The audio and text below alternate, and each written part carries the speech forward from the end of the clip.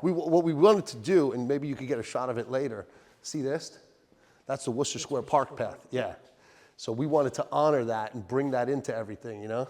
And here you have this gold strip here, and there's another gold strip over there. It's all like pathway, you know. Little details. So it's little touches that bring it home, you know? See you in a little. Huh? Once in a while? Thank you. See you in a little. Thank you. So the Union Street frontage to our Olive and Wooster building.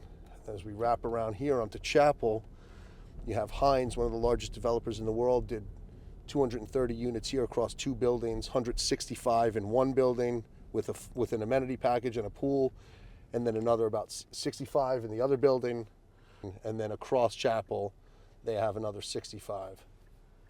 And then just right across the Chapel Street Bridge right here, you have 360 State, about, I think it's 500 units, owned by, now it was just recently purchased.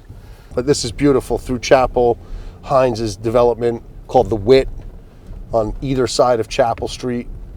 As I turn south here on Olive, you have The Wit, and then the shared lot line with Olive and Wooster right here. All of our retail, about 7,700 feet right here. Again, this is in beautiful, picturesque Wooster Square, Sally's Pete's right there. 20 Fair Street right here, right next to Olive, where we'll be putting 168 units, 5/1 construction, a lot of outdoor open space dedicated in that package. I'm on water, and I'll turn back into Wooster Square. Really such a charm. Like when I typically look for deals, I'll pull a zoning map out, I see what's zoned for multifamily, and I'm going and I'm getting my boots on the ground and I'm walking the city. Am I on the right side of the tracks, the wrong side of the tracks? Get a feel for the neighborhood, and I'm going and I'm site selecting like that. In the case of Olive and Wooster, that one landed on my desk already approved for 299 units. So I didn't site select that. It came to me. And I didn't even know about New Haven at the time. Had I known about New Haven and had I gone and walked the city, out of all of the sites of scale that I would have selected, it turns out it would have been Olive and Wooster. Specifically for the reason of Olive and Wooster, the intersection that's at the heart of Wooster Square and connected right there next to downtown. We're just over the Fair Street Bridge. You get into downtown. Beautiful enclave that you're just offset from downtown, but direct access right there where you could get right into city center, close to campus, close to all the medical jobs, biotech, life science. We'll stroll back through here, and then I'll take you up to the life science section of town where there's, monster companies. We're talking about 525,000 foot building, 101 college that was just completed. That was a phase 2, or actually a phase 3. Phase 2 was some infrastructure. Phase 1 was a 513,000 foot life science building, 100 college, all part of the Alexion pharmaceutical package. Again, coming in from the other side, 20 Fair Street, going to deliver 168 units right there next to Olive and Wooster, Fair Street Greenway in the middle, about a 12,000 foot street level amenity package that is going to be a neighborhood amenity, not private, public use.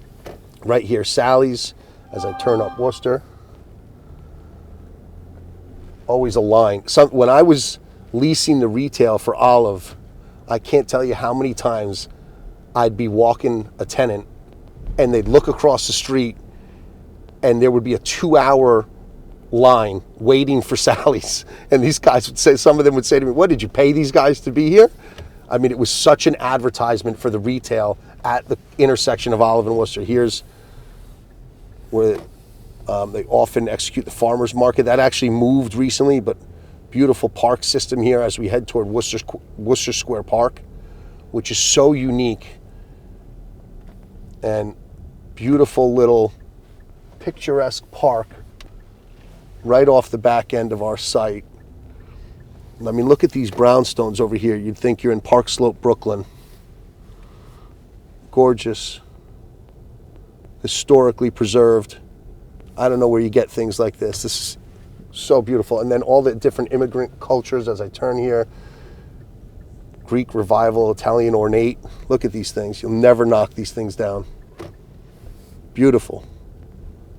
So when I say it's a picturesque little enclave just off the backside, outside of downtown, it really is great for families, people of all ages. I'll take you over to Court Street, which Court Street was actually at the center of influence of our desire to deliver the Fair Street Greenway in our 20 Fair Street building. You know, in every planning and zoning meeting in New Haven, the locals want somebody to deliver Court Street. Oh, how can you do Court Street? How can you make something like Court Street? Constantly. So we really tried to do that, being that we already had done the 299 units at Olive and Wooster, and now we were doing a new one right next door and sharing a lot line. We thought it was a great opportunity to try to deliver something really dynamic and give it to the public. It's of public use. It's not a private amenity. It's for neighborhood and city use. Anyone can access it. So this is Court Street. This is the influence behind the Fair Street Greenway. And it's an older execution, obviously, but planters and trees, and look at the beautiful rows of these townhouses, 3-story, all the different door colors. Really unique, gorgeous little piece of town. And this is just up the road from us as we exit Court Street here, this little strip that seems you're not even supposed to drive a car on, but you can. We come out right onto Olive. Okay, now I'll take us to Life Science, and then we got to get over there. So now as we exited Court Street, we're coming up, we crossed over Olive, coming over State Street here. You have one of the train stations. This is the smaller of two in New Haven. This is the State Street train station, which is about a quarter mile from 20 Fair Street. And then you have Union Street, which is about a half mile. That's the larger one that has Amtrak, MTA, and that's only about a half a mile away. So here we're driving on State Street now, and if you notice, it's multiple lanes in each direction. What's going to be happening, part of the infrastructure bill from COVID, the COVID infrastructure bill, every city that applies can get some amount of funding for infrastructure, and New Haven got granted a bunch of money, and part of that infrastructure package is New Haven's going to close down one side of State Street, and they put out an RFP. We looked at it. It's not exactly my appetite. There's some conditions in the soil that have to deal with, and the execution is a much taller building than I believe the rents currently support, right? To build out of those types of construction methodologies like light gauge metal or poured concrete, block and plank, you got to have a little bit more rent, in my opinion, than the market currently supports. There's ways to do it, maybe get some grant money dedicated to the project specifically, but the New Haven grant money for the infrastructure bill is going to discontinue this side of State Street, and it's going to have only one side that currently exists that then has two-way traffic on it, and they're going to absorb a parking lot over there and one whole side of State Street to deliver a lot of units and commercial space to the area, really furthering the connection between Wooster Square and downtown. It's really right in the middle of it. Really going to be beautiful. And I think the 20-year outlook on New Haven, Connecticut is just absolutely incredible. Let alone 5 years, 2 years. There's just so much going on here. It's really an exciting time in New Haven. So we're about to turn right on George Street. George Street If I make a right, we're on George Street. If I make a left, it's Fair Street. So George Street and Fair Street, it's the same street, right? Just at State Street, right here at this intersection, it changes names as we head toward 20 Fair Street. I'm going to be turning away from 20 Fair Street. Okay, we are just a block away from 20 Fair, right over the Fair Street Bridge, but I'm turning right. And this is my partner on 20 Fair. This is their building, 200 units. Spinnaker is developing this, called the Anthem. Beautifully executed. Going to have 16,000 square feet of retail. The building's not even delivered yet. The retail is all leased up. A lot of demand. Great activity on that, which speaks to what's been going on here. And part of that master plan development site is a piece that Ancora Capital came in and they apportioned off a piece for Ancora Capital, a life science developer out of Europe, is going to be developing a 220,000 foot life science office building literally attached to that site, and just 2 blocks from 20 Fair Street and Olive and Wooster. And you know, I have to become an encyclopedia of it, right? I have to know the ins and outs, what's driving population growth, job growth, what are the new competitors coming to the market? Is there going to be too many units? How do they absorb in the market? We're going to talk about this at the presentation, because these guys, you know, what they're looking for at this presentation, the crux of it, is from day 0 until the general contractor gets involved. And what they're looking to pick up in that is there anything that they can learn, that they can get smarter about, where they could be more effective at helping the developer, give themselves kind of a leg up on getting in early with the developer, ensuring themselves the work.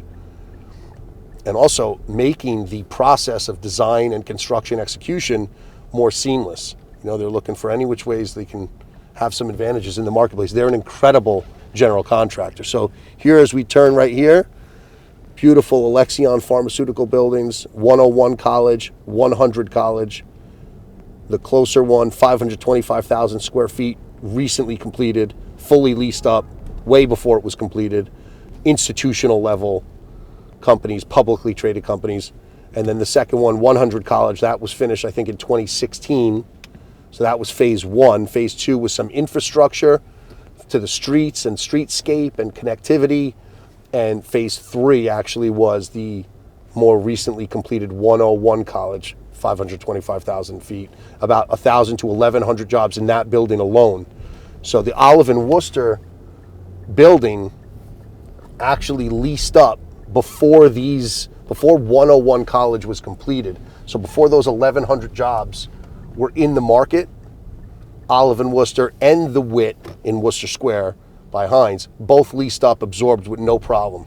Now these jobs are in the marketplace, plus the Ancora Capital deal, another 400 or so jobs in that building, high paying, not work from home, work from the office, lab jobs that are in the marketplace that are literally up the road from 20 Fair Street. I think they call this style of architecture brutalist. From back in the day, it was like anti-riot. They were building a lot of buildings to be like anti-riot. I should know more, but this particular, how it separates also, this was a thing as well. What you can see buildings from that era that have this like separation to get to the rest of the building. Hotel Marcel. Riverside Park, I guess. Hotel Marcel. Parking over here. See how you're going to climb up this thing. Now he's crawling, not even with everybody. We'll get you set up. If you want to give me just go here, we can set your computer. So I'm Darren Seid. My company is Epimoni. And as Andrew mentioned, we executed together 87 Union Street, or you might hear me call it Olive and Wooster. Have a bunch of pictures in here. And you guys are going to be coming to the building later. Excited to tour you through and let Rob, where'd Rob go? There he is. Let Rob navigate you through all he lived and breathed it for he's still kind of living and breathing it. Okay, risk, yes, but very calculated risk. Once I believe in something, and my extensive homework reveals that I love it, I'm ready to burn the ships. You guys know the story of burn the you've heard this? Burn the ships? That's right. Okay, anyone who hasn't heard this one? The way the story goes is the Spanish conquistadors in the 1500s came to sail over for the new land, and they landed on the shore, on the coast of Mexico, what we now know as Mexico. Okay? And they had a small fighting force compared to Mayans, Aztecs, Incas that were here. Incredible tribes, fierce warriors, and the general, the Spanish conquistadors, severely outnumbered. Now they had greater weaponry, they had metal armor, gunpowder, cannons, but that aside, because what we're looking at is the mindset here.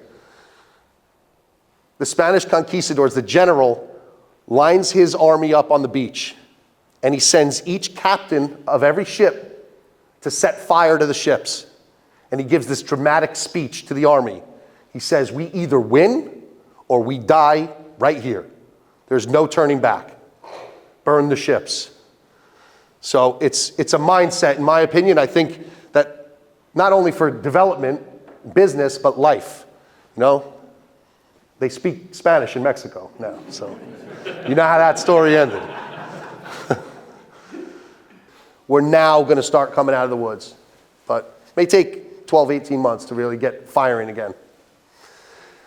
Thank you, guys.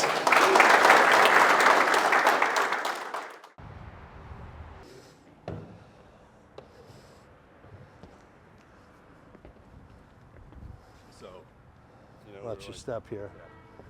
So we're just like, yeah, well, let's see what we can do. So, yeah, I mean, we turned units for a year on that.